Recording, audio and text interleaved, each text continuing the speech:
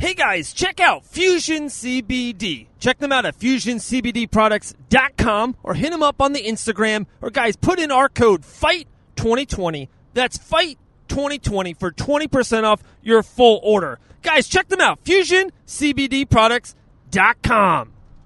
Also, check out RetroGrappler.com. Guys, if you need a rash guard, some of the best Saturday morning cartoons, Rugrats, G.I. Joe, and maybe we might be going bananas soon. Guys, check out RetroGrappler.com. And let's join Dave Van Auken on the Fight Bananas podcast.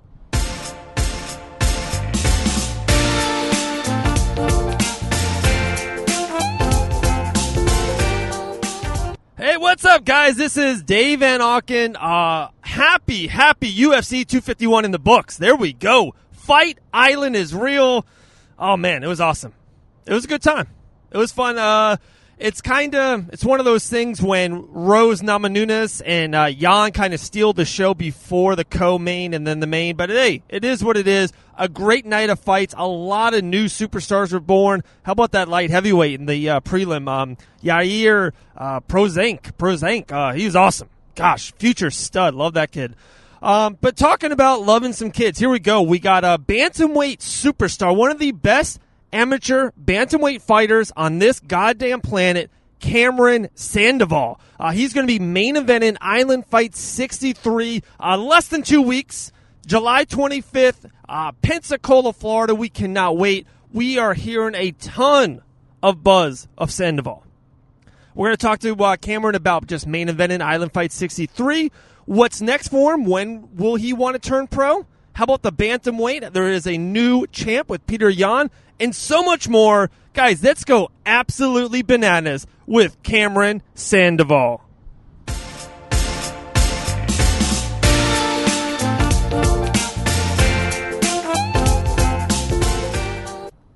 All right, guys, here we go. Main event in Island Fight 63, less than 2 weeks away, July 25th, the Panhandle of Florida. My main man, Cameron Sandoval. How are you doing, my man? Doing good, feeling good. How you doing? Man, I'm doing great, man. We're getting by. It's awesome. Fights were on Fight Island a couple nights ago. Loving life. But, man, let's hit on you first. We'll get into that pay-per-view. Great show. God, Thug Rose and Jan, to me, stole the show. But, man, we're less than 2 weeks. Yeah. We'll get into it for sure. But I'm telling you, for one, let me give you a great compliment. So you're from Reno, Nevada, right? Yes, sir. And Fight Bananas is based here in Florida. We do a lot of stuff in amateur and pro MMA, and, of course, with UFC fighters on the daily. But, we're based here in Florida. And we start hearing buzz of Sandoval. We start hearing some buzz. We always kind of hear, well, who's next, what's next, especially at Island Fights, man. And I'll kind of will get into that in a second. But we hear buzz on your name, and we look you up, and we're like, wow, from Reno, Nevada, how are you getting all the way over here to Florida? It is 2020, but how does that make you feel that your name's got some good buzz around it? It feels good. It just makes me want to work a whole lot harder. Right. I'm just real thankful to be in this position. I'm probably... I give it to my coach and my team. I got a real good coach, Kelly Anderson, who knows a lot of people, has been in the game for a while. So I don't know. I'm thankful to be in this position. I just want to prove myself across the country. That's my main concern right now. For sure. And you hit on something big time, especially in the mixed martial arts world. It is. It's who you know and what you know and the team you put around you and probably the next step of management and teams of that nature. We just saw what FRM did with Georgie Masvidal, give him a huge payday. So all that stuff is critical. It is what it is now. It's not just about getting W's. Of course, that helps. You got to win to go to the next level, but there's so much more to it. But like I said, we're 2 weeks out, man. How are you feeling mentally and physically to about the main event Island Fights? I feel great. I feel really good. Obviously, it's been a little tough. It's been, there's been some curveballs with Corona and COVID, all that, with the gym shutting down. But I've known about this opportunity for a month or so I've been training hard, and I feel like I'm in the best shape that I've ever been. And that's how it's been for all my fights. I just keep getting better every fight, keep getting better experience, keep working hard. So I'm excited. I'm really excited. Very cool, very cool. And what do you know about your opponent, Alexander Shank? Yeah, I watched the film on him. I heard nobody wanted to fight him over there, so that's how I was able to get the opportunity. It's kind of the same for me over here in Reno. So I was down. I'm looking for opportunities. I think we got to fight whenever we can, especially at this amateur level. If we really want to do this, we got to get the right experience young, and so I think this is a perfect opportunity for me to fly across the country, go through that whole experience, the weight cut, flying across the country, being on the plane, the COVID. I'm sure it's going to be a little different, but I think it'll just be good for my experience. And I saw film on Alexander Shank, I believe his name is. I saw some film. He looks pretty good. Looks like a nice little athlete. I think it should be a good show.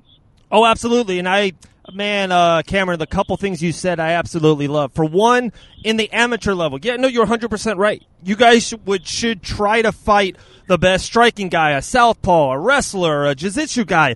Because when that time comes, and when you turn pro, you turn 0-0, but you have all these tools, you have all these lessons, you have all these grinds, all these things that you've done in the cage. So, Alexander is an absolute stud, but like I said, we've been hearing a lot of great things about you. I cannot wait. I'm going to be there live. Island Fights is going to be incredible, a big show. Like you said, too, you flying, pandemic, it's just kind of getting you ready for that next level. You saw, a big guy in UFC and everything they did for Fight Island. That's just the game now. There's just so much things you have to go. It's just not just fight in and drive into a cage on a Saturday night.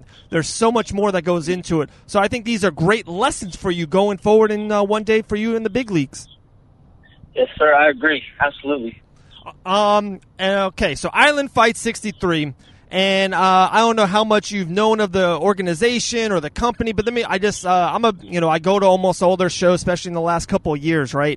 And when people main event Island Fights, Kilburn, Goldie, Davis, Sherman, when these guys and girls main event Island Fights, sooner or later, months or years, they become UFC fighters. So how coveted, how good do you feel about this spot? They don't just give out the main event spot to anyone, you know what I mean? They don't care about selling tickets. They want to create the next UFC roster. So they have a lot of merit in you. So how does that make you feel? It makes me feel good. It doesn't put too much pressure on me. This is my third main event in a row, so I've been in this spot.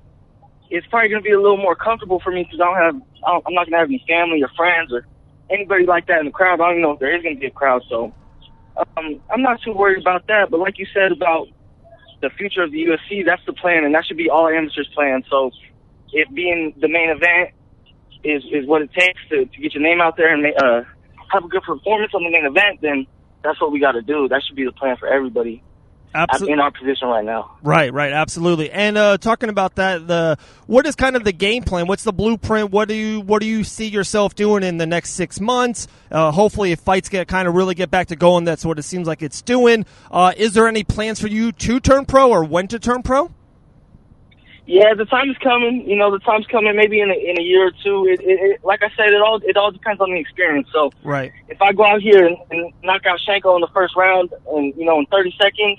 Then, that's not a very good experience for me. But if we go 3 rounds or 5 rounds, however long it is, and it's a war, and I learn a lot, and I get in bad positions, then, maybe 1 or 2 more amateur fights, and then I'll make that step. But it's all about experience at the moment.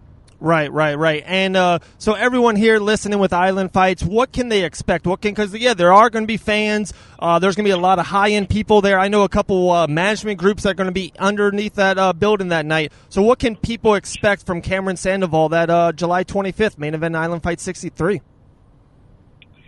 I don't know. You expect hard work paying off, and expect a little bit of West Coast. Hard work paying off and a little work.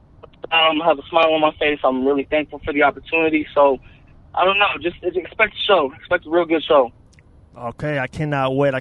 Talking about a good show, UFC 251 is officially in the books. It's just an epic event with Fight Island, Masvidal taking it on 6 days, 3 title fights. God dang it, Thug Rose. We had multiple podcasts going before UFC 251, and kind of Thug Rose was something we just kept on hitting on, and then her performance and everything afterwards. Just tell me what were a couple things that jumped out at you from UFC 251? Well, like you said about Rose, man, she's a gangster. I love Rose. I think everybody in the world loves Rose for some reason. She's just so authentic and so real, and she puts it all out there. So, you know, Thug Rose, that was dope for her.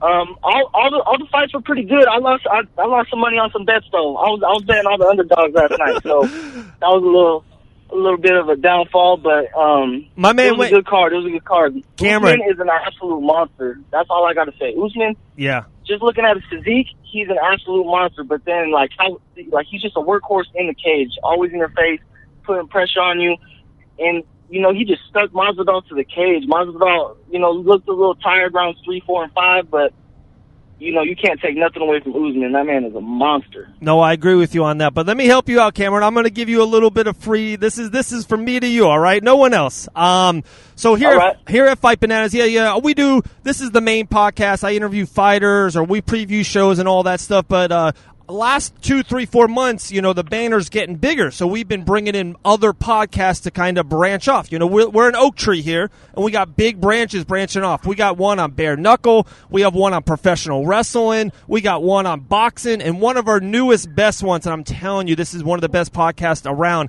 It's called Inside the Distance, and it's two guys, is Garrett and Aaron. They come on and they do betting all on MMA. And they've had it like the last 4 or 5 shows, like a lot of those Apex UFCs and then this Fight Island. And my man, they're killing it. They're like 75, 80%. I've been listening to them. I've been winning. It's the most money I've ever won in the last month betting MMA. I'm telling you, you got to listen to these guys. Garrett, Inside the Distance, underneath our Fight Bananas banner, all right? I got you on that. Yeah, I bet. I'll be on it. I'll be on that for the next card for sure. There we go. We're giving away money. You know what I mean? I'm telling you. I know they're going to do. Away. Yeah, I'm down for that. They're going to preview that Kelvin Cater Dan Inge match coming up soon, so we'll definitely get that. But let me hit on one thing because you're a bantamweight, and they had the bantamweight championship, Aldo versus Jan.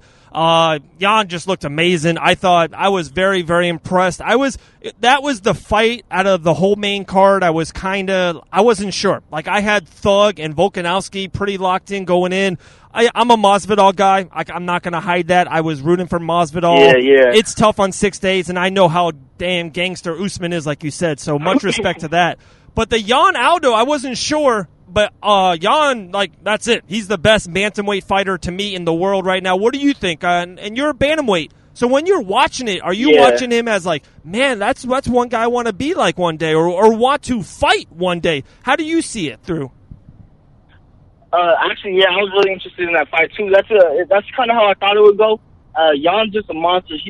There's no holes in his game. He's so patient, and you could tell when in the first round and second round, you could tell he's just analyzing it and taking in notes. And then you can tell when he flips that switch and is ready to finish somebody.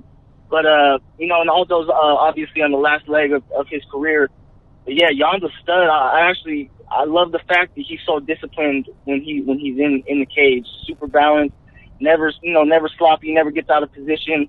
So, I actually do model my game a lot from Jan.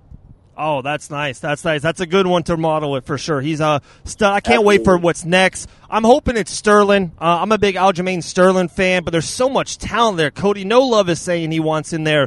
You see, Cejudo's out of that, bracket now. Sugar Shane O'Malley just signed up to fight on UFC 252. So I'm a big bantamweight fan. There's Corey Sandhagen still. There's just Marlon Morales. Yeah. There's just guys everywhere on that card. But yeah, let's hit on Usman. You got to give respect. Respect is earned. The man is 12 straight wins under the welterweight division, which is one of the best key divisions in the UFC for years and years to come. I thought his game plan was kind of perfect. He did what he had to do, and just another title defense. And that's just something I respect too. Is it's hard enough to get there. You know what I mean? The grind to the top. You're grinding. But when you get there, you got the paychecks. It's hard when you're the champion, when everyone's like, you're good and people are going after you. And now you're doing title defense after title defense. So I give a lot of respect out there to Kamaru Usman. Yeah, absolutely. Absolutely. It's always tougher when you're at the top. And then here's the last thing we'll hit on, Cameron, then I'll let you go, man. I appreciate your time. Island Fight 63 main event. We're so amped for this. A lot of people were salty on that Max Holloway-Volkanovski decision. And one thing that we've been saying for probably over a year now here underneath the Fight Bananas podcast is that how dope would it be that there would be a scoreboard? They're starting to do it for Invicta fights. Really easy, man. I'm not trying to change the scores and nothing like that, but after round 1, Max 10, Volkanovski 9. Boom. They show the corners. They know whether it is. Just imagine if Phil Jackson didn't know the score of the Bulls game, or Bill Belichick didn't know it for the Patriots. It just makes no sense that the coaches and the players don't know the score. And you're an amateur. You're on the way up. Everyone, you guys are the new generation of MMA. Would that benefit you? And do you like that idea of having a scoreboard so you know where you're at, where the score's at? Probably, I got 2 things to say on that. Probably the first one would be, I think it would be good for the fans too, because a lot of the fans, don't really know what they're watching. So if they had a guide to let them know what's going on and let them know who's up, I think that would be really good for the fans.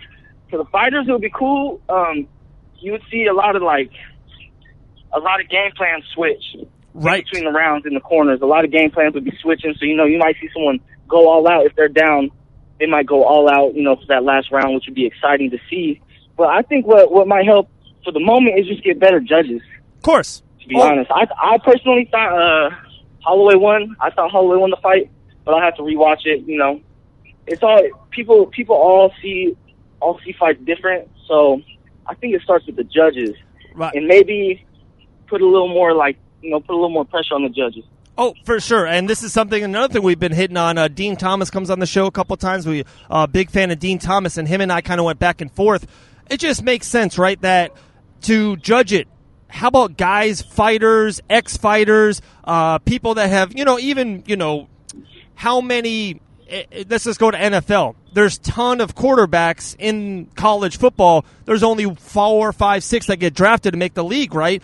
There's a ton of regional MMA fighters. There's a ton of guys that just never make it to the high end of the UFC level. But they've been in gyms. They've trained. They've fought on regional scenes. They've made and vetted shows. You put in guys that know what they're doing, know what they're seeing. They might not. A guy might be on the bottom getting, you know what I mean? But he's doing the work. He's going for the submission. He's going for a Kimura. He's going for you know what I'm saying? And the judges don't know it. They don't see what they're seeing. Like you said, some guys, girls, judges, they've never fought. So how do they know what it's feeling like in that cage? To me, it's madness. We've hit on that too. And I think it would be cool, man, if you had Matt Hughes and some Chuck Liddells and some iconic UFC guys, and they're there shaking hands and kissing babies the week of the show, and then they judge the cards. Yeah. I think that would be good, right? That would be awesome. It seems like such a simple answer. I don't know why any moves haven't been made, and it's an obvious. It gets brought up in every press conference because there's usually always a bad judging. And the same with the refs. I think refs, it should be kind of the same idea. But the Aldo Yan stoppage, that was a really late stoppage too. So it goes both ways. But I don't know, something's got to change, and everyone knows it. It's there. It's just I don't know why no moves have been made to change it. Oh, for sure, man. Especially when you're at that high level and there's hundreds of thousands of dollars on the line. Right, man. It's crazy. It's just like you said. I loved it. It's so simple, man. Americans allowed smoking cigarettes on airplanes 12, 14 years ago. That's just the truth. It was now you think about it, that is the dumbest idea I've ever heard. You gotta adapt. Right. It's just, come on, guys. To die. 100%, man. In UFC, they're so big, like you said, there's so much money, there's so much politics, there's so much sponsorships on the line, and a win or a loss, what it does to a career. And the last thing I'll hit on judging, my man, and I think it's so vital too, is that after round 2 of the Jessica and Rose fight, Andrade's corner is oh, Jessica, you're up 2-0. I'm what the hell were they watching? I know you want to be very positive in your corner, and you want to give, Jessica a lot of positive reinforcement because she's in a war, and it was a great fight.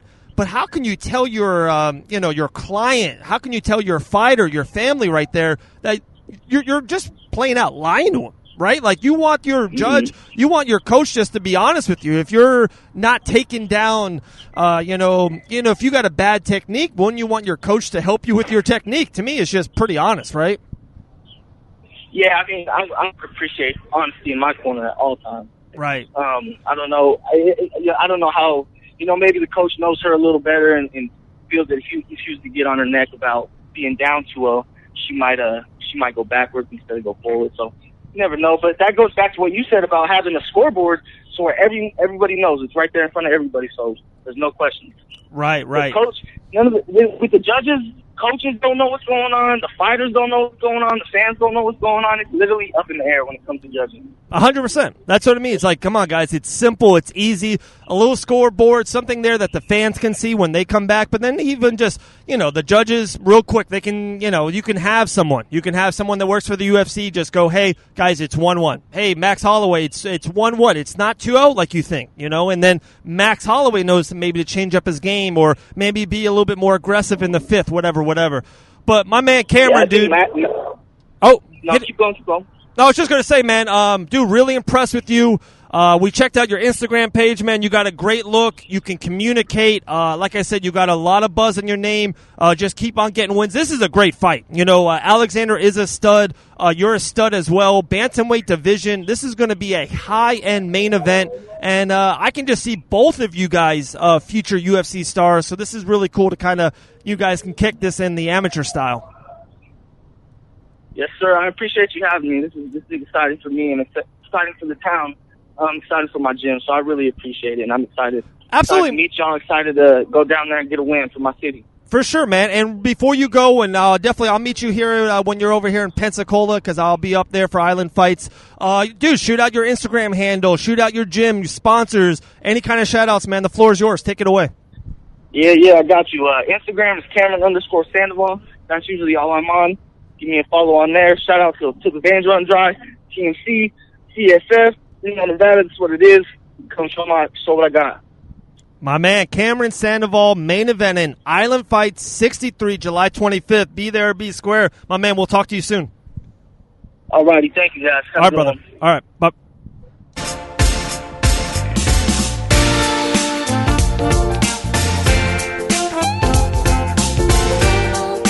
What a great talk right there with Cameron Sandoval, who will be main event in Island Fight 63. Guys, I don't know if you've seen the roster, seen the lineup of this card. Absolutely studded show, and a lot of big moves for Island Fights in the near future. We talked to Mr. Dean Toole himself off air. We got some good gossip. I don't know if I can say it yet, so I won't. But big shows coming up in the near future. This is just like a little test run. Let's kind of get things going. First fight for Island Fights. I think it's been over 100 days. It's been a wild time here in America through this global pandemic. And guys, it's rough, man. Things are spiking here, especially back in Florida. Make sure you wear your mask, wash your hands, use sanitizer, be safe out there, especially if you got family members that are a little bit older or even younger, or they got some respiratory problems, man. Be safe, be smart. But also, man, let's get the world back going. Let's get fights back going. Let's get our economy back going. So I'm so happy that Dean Toole and Island Fights is putting the show back in. But it's just crazy. Good times there. Mad respect to Usman, Peter Yan, Alexander the Great Volkanovski, Thug Rose. We didn't even talk about Amanda Ribas. What a great showing she put on. So many great wins. But it's so funny. Time after time, show after show, our MMA scoreboard idea comes back up. Like, guys, we've been hitting on this for a while. Come on, check the archives. Go back. We talked to Dave Feldman, the Bare Knuckle FC president, about it. Dean Thomas has been all over this with us. We've been going back and forth. Fighters, I remember talking to Jared Gooden, the Night Train. We were on it for a while now, guys. Here at Fight Bananas, get a scoreboard. Let's see what it is. It's 2020. It is what it is. But my main man, Cameron Sandoval, much respect to you. Thank you for coming on the Fight Bananas podcast. A lot of big things in the near future. I cannot wait. It's going to be a big week. And almost in closing, before we go to the sponsorship plugs here at the end, they make all this. Because, how much you guys paid for this show? Oh, free, right? You're watching on YouTube. You're listening on iHeartRadio. You're listening on any podcast platform. It's because all these great sponsors like End Still Nutrition. You check them out at endstillnutrition.com. There's guys like Mako Tech Mouthguards. I'm hoping she'll be out there for Island Fights 63. So much. But last thing I really, really want to hit on is that there's so much content out there. But I'm telling you, the Inside the Distance, the MMA betting podcast underneath our Fight Bananas banner is spectacular. Like, they are hitting 75 and 80%. And guys, it's hard. It's a fist fight that anything can happen at any time. We've seen it. We've seen Masvidal knock out Askren in 5 seconds. Shit happens in fights. There's injuries. People gas out. But when you're hitting at that high end, I've made the most money I've ever had in betting MMA fights in the last 4 weeks. So big ups to GK, Garrett Kerman, my main man, Aaron the Dog. Love that guy. He's all heart. So check them out. Make sure you download all their podcasts. They're right here underneath our banner, Inside the Distance. Guys, I'm Dave Van Auken. This has been another edition of the Fight Bananas Podcast.